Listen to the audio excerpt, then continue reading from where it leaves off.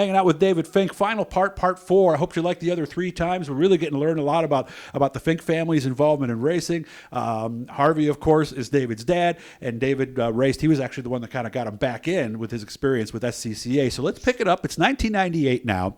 We've been dirt for, let me see, this is the 4th season, I believe, or maybe even 5th at this point. And things are going well at Brewerton at this point? Oh, yeah. Then we decide... Smooth. When did we decide, let's get Fulton? Well, it's, one of these deals where,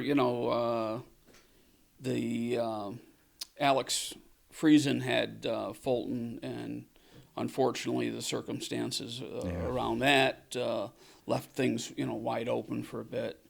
And, of course, Harvey and Uncle Bub were chatting, and next thing you know, we get another racetrack to take care of. So. And the biggest change there, not only with Harvey, but they were their own deal before. Now Fulton's dirt. Oh, yeah. Dirt sanction. Yeah. I'm trying to remember, were they NASCAR at that? I believe they were at that point. I believe they had switched, because at first they were kind of independent, and then I think they went NASCAR. Right. So was it similar, or do you remember, to what it was like when Brewerton's show changed? Was there some backlash, or no? Or was it a smooth transition? Yeah, I don't think it was smooth. In fact, I think, if I recall right, we got in towards the tail end of the season in '98. So maybe our first show might have been end of July, really? August, or something like that. It took a bit to make it happen, but once we were in there, I think we kind of left things status quo. And I don't recall exactly how we approached the 200 race at the end of the year that year, but I think, like I said, I think we kept things status quo to the next year. I always look at 1998 as one of the key years. This Week on Dirt was obviously huge for tracks like Brewerton and Fulton. It was a show that aired all over the place. It was syndicated. Was 98 kind of the peak almost in some ways, do you think? No, I mean, it's in that general area, because I think even maybe with NASCAR and stuff, you started seeing that envelope peaking in the 99, 2000, 2001, and then kind of after that, you kind of saw a different swing. Everything kind of felt different. Okay. How tough was this for the family? Because you still had Benwood Auto Parts, and now you added an entire day of work to the family. It had to be tough for you guys. Yeah, well, I think everybody else beside myself was pretty much out of the parts business, and I was the only one doing that. Yeah. Well, Harvey was still checking in, though, right? I mean, he was still here a lot, wasn't he? Or no? No, not really. Okay. I mean, I ended up buying him out in 99, so he was totally 100% out at that point. So, what was his job at that point? Because I know there were other people involved, weren't there? As far as where? At Brewerton and Fulton. Was his job promoter? Was he mostly grooming the track? What was he doing? Oh, he's jack of all trades. Mm-hmm. Mowing the lawn, whatever. Oh, whatever, yeah, right? Everything. No, Picking up garbage. The man worked crazy. Mm-hmm. I mean, he was just nonstop. Energizer bunny. Yeah. So there wasn't a job that my father would not do. I mean, if it's picking up garbage, cleaning toilets. Mm-hmm. Or calling a sponsor and putting out fires during the week. Whatever it took, he did it, and he did it well. Well, who handled were you still involved in concessions and stuff like that, or were you almost out of it at this point? I got to the point where I would just show up most of the time, just get over there early, say at Brewerton Friday, and what have you. I mean, we had enough people, and my mother took care of 99% of all of that. Oh, okay. So, the food was ordered, this, that, and the other thing. And as far as during the week, we could come together and say, okay, when it came to policy or, something that was a big decision.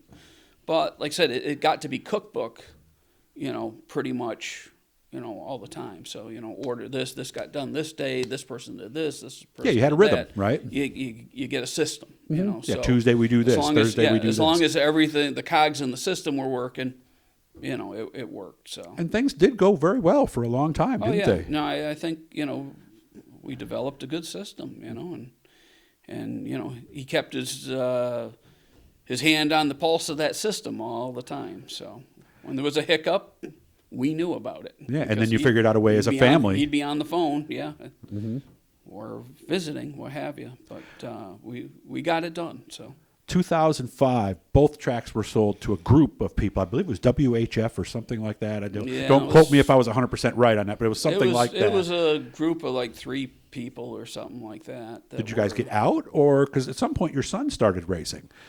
That was right around the time that Matt was going to do Big Block Modified. So it gave me the opportunity to I don't have to worry about what's going on in the kitchen or during the week worrying about the advertising or looking at the weather forecast on Thursday or the finances or whatever it is. Yeah.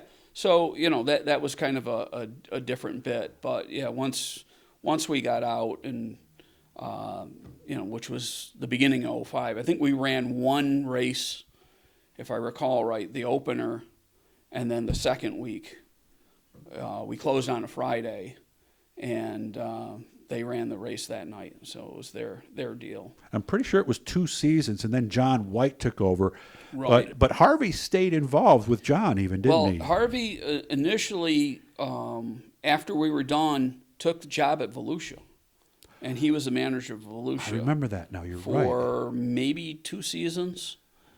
So he was commuting from Ocala to Volusia, and so he did that for a bit. Yeah, the WHF years, pretty much, right? Yes. Yeah, pretty much. That was his thing. So he was running Volusia, and then John had purchased from that group and asked my father to come back and oversee for him. Okay, and he did that until really just a few years ago, right? He was right busy up right to, till the end, right? Up to 19. It was pre-COVID. He was still around, here for the summers. And you guys would show up. When did Matt get out? Before that? Yeah, I'm going to say 18, 17 maybe was last year. Okay, all right. And I just want to fit in one story here before we hit the stop button on this. I remember the farming aspect. Larry still had a farm, didn't he? Like out near Auburn or something? In the early 90s. Okay. Yeah. Because I remember we were at Weedsport one night, and I was announcing with Joe Murata, and David knows where I'm going on this one. Normally, as an announcer, the little extra things you do, this is your license plate, your lights are on, you're blocking somebody. But I remember one time, and Larry's still mad at me, I think, to this day over this one, but I said, they sent me a note, and I was like, really? Larry, you need to go home. Some of your cows are loose. And you were saying, boy, that's announcer gold, isn't it? Yeah, oh yeah, it dropped right in there. Perfect. Well, listen, you haven't let him live it down since. No. So, yeah, I saw him at Super Dirt Week, actually, last year at Oswego, and I started telling the story to somebody else. Geez, Doug, come on, man. But I faintly remember that, but I do remember now. Yeah. So you obviously have great memories, and obviously your father's... There's so many great memories that we had, and like I said, so many. I mean, listen, we could go on for hours. We can, and there's some stories that there's really, some that we would tell off camera, off camera stories, but mostly hilarious. But the one thing about my father, and right now I'm thinking of, I have to thank Doug Zupan, Paul Small, Bill Foley for the tributes that you guys put together and stuff. It made a tough deal, we could smile through a lot of that and had some laughs and stuff like that, thinking about, about the stuff that, especially that you guys really, everybody has their story, kind of thing. So he was a unique man. Yeah, he was unique, but they said, you guys, great job. I appreciate that. It's been fun catching up with you, David. And who knows, we might even do this somewhere down the road again with some other things. Oh, yeah, you figure, hey, you'll remember something, then we'll go bash on that. Yeah, somehow my memory is just, it seems like it only happened the other day. So hit the Blue E guys. That'll subscribe. You let every time we're doing something cool. David, again, thank you so much for your time. Thank you very much. Thanks for everything over the years. Thanks.